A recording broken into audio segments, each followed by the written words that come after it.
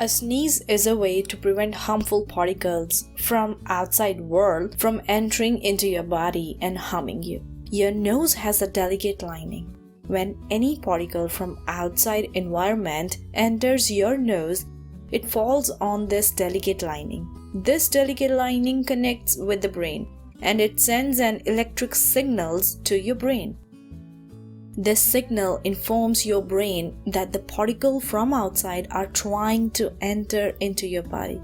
So the nose needs to clear itself. It is just like an alarm signal for the security of your house. Some stranger trying to enter into your house. The brain then sends a signal to the entire body preparing for contraction.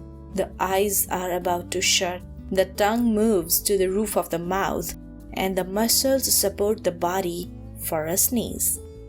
All this process is just a matter of seconds. Another study found that the sneeze is also a way to reset the nasal environment. The cells of the body inside the nose are rebooted.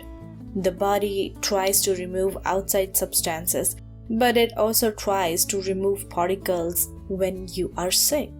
The flu and common cold have some common fluids, and continuous sneezing helps eliminate these fluids. You can change anything. Thank you so much.